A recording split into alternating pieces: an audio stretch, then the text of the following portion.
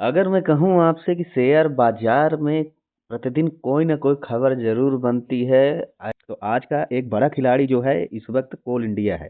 कोल India का भी आपने पता होगा कि 7% की बढ़ोतरी के बाद ये बढ़िया अपने हाई पर है। लेकिन जो 52 हफ्तों के नए शिखर पर ये बना हुआ है, क्योंकि धीरे धीरे ये स्टॉक बड़े सुस्त थे स्टार्टिंग पॉइंट में, लेकिन अभी इसमें मोमेंटम आया है। तो ऐसे में कुछ इंपॉर्टेंट खबर है कि जिसकी वजह से इसमें मोमेंटम देखा जा रहा है, जिसके पीछे की मुख्य वजह है विदेशी खरीदारों यानी कि बांग्लादेश, भूटान, नेपाल को ई ऑक्शन में भाग लेने की मंजूरी मिल चुके हैं, जिससे कोल इंडिया में ग्रोथ देखने को मिल सकती है। दूसरी तरफ है पूंजी की चाल में बॉन्ड, एनसीडी और राजनीतिक विश्लेषण के बारे में से समझते हैं कि जो एनपीजी एन एनएचपीसी के शेयर हो गए, अडानी इंटरप्राइजेज हो गए और एनटीपीसी के शेयर हो गए, ये भी इस बीच काफ़ी ज़्यादा चर्चा का विषय बने हुए। लेकिन इसके पीछे जो इम्पोर्टेंट है कि बॉन्ड के जरिए इसमें 2000 करोड़ जुटाने के लिए बोर्ड की मंजूरी मिल चुकी है, जिसके बाद इन स्टॉक पर अच्छी रैली देखने को मिल रही है।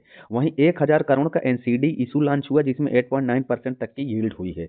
वहीं एनटीपीसी में जो खबर आ रही कि अमेरिका की न्यूक्लियर टेक फर्म सीसीटीई में हिस्सेदारी खरीदने पर भी बातचीत जारी है। तो ये तीन इंपॉर्टेंट खबरें आपको इन स्टॉक की हो सकती हैं।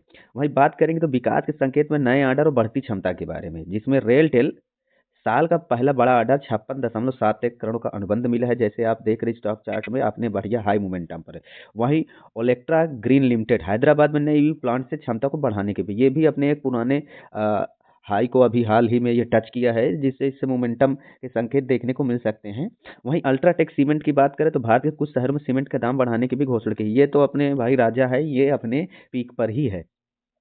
तो ये खबरें आपको स्टॉक पर काफ़ी ज़्यादा इंपॉर्टेंट हो सकती है। अगर आप चैनल सब्सक्राइब नहीं करें तो कर लीजिए, क्योंकि मैं प्रतिदिन कुछ ना कुछ डीप नॉलेज आपके लिए लेकर के आता ही रहता हूँ। वही बात करें सेक्टर का दबाव जो सिगरेट और टैक्स के लिए लगा है, ये आईटीसी, गुड फिल्म्स और एलआईसी के शेयर धारकों के लिए ये खबर हो सकती है, क्योंकि आईटीसी अभी हाल ही में क्या होता है कि सरकार द्वारा सिगरेट पर टैक्स बढ़ाने की घोषणा के बाद आईटीसी और गुडफ्रे फिलिप्स के शेयरों में भारी दबाव है, जिसका असर आईटीसी में बड़ी हिस्सेदारी कर एलआईसी के पोर्टफोलियो वॉल्यूम पर भी है। भाई जब बनी बात है, जब भारत में अभी हाल ही में सिगरेट में टैक्स बढ़ाया गया, तो ये आईटीसी से संबंधित ये सभी प्रोडक्ट्स बनाते थे, जिनका आईटीसी और गॉडफ्रे फिलिप्स ये दोनों का टाई अप था। लेकिन एलआईसी की सबसे बड़ी हिस्सेदारी आईटीसी से अटैचमेंट है, तो ऐसे में कहीं ना कहीं तीनों शेयर के स्टॉक्स पर गिरावट देखने को मिले, जिस पर सरकार ही इंपॉर्टेंट पॉइंट है। अब ऐसे में इसकी ग्रोथ बढ़ोतरी वो आने वाले समय में क्या कैसे होगी, इस पर चर्चा करी जाएगी।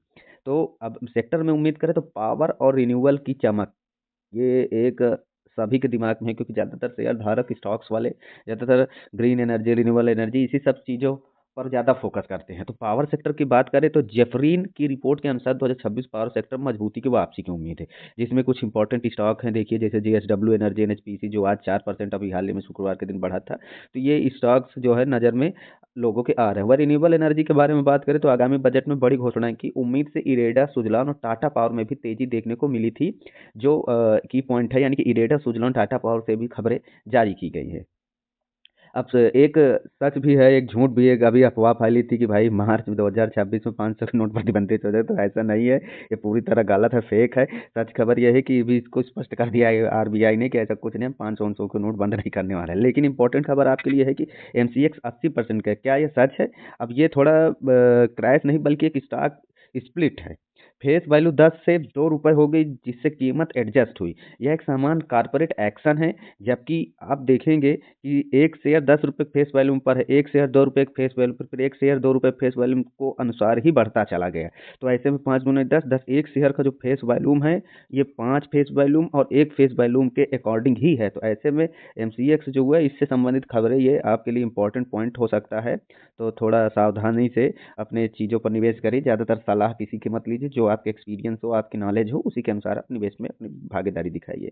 वहीं जो माइक्रोमीटर मुद्रास्फीति और कमोडिटी का हाल है, सेम उसी तरह ही मैं बता रहा हूँ कि यूएसडीटी भी अभी रुपया दबम 83 के पार है। आरबीआई के हस्तक्षेप के बावजूद ये थोड़ा रुपया अभी कमजोर है। वहीं क्रूड ऑयल की बात करें, क्रूड ऑयल 75 से $80 की रेंज में स्थिर है। लेकिन अभी हाल ही में जो ये युद्ध हुआ था थोड़ा 4-6 घंटे का, यूएस और एक दूसरे देश का, तो इससे संबंधित कहीं न कहीं तेल के भंडारण को लेकर के ही ये युद्ध छिड़ा था। अब ऐसे में कौन-कौन से देश सामने आएँगे, जो पूरा वैश्विक बाज़ार पर कहीं न कहीं इफ़ेक्ट देखने को कुछ थोड़ा-थोड़ा मिल सकता है। हमें गोल्ड की बात करें तो गोल्ड अपनी इस वक़्त अपर हाई पर है, सोना ₹2060 प्रति औंस के करीब है। वहीं सिल्वर की बात करें तो चाँदी $23 से $24 के रेंज में है। हिंदुस्तान जिंक और वेदांता जैसी कंपनियों के लिए यह इम्पोर्टेंट पॉइंट हो सकते हैं।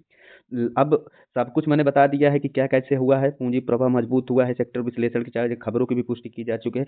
अगर आपने मेरा चैनल सब्सक्राइब नहीं किया तो तुरंत सब्सक्राइब कर लीजिए, क्योंकि मैं आपको प्रतिदिन स्टॉक्स के बहुत सारे टॉपिक्स, स्टॉक के न्यूज़ें मैं आपके लिए प्रतिदिन लेकर के आता रहूँगा। तो तब तक के लिए धन्यवाद। मिलते हैं अपने अगले नेक्स्ट वीडियो में।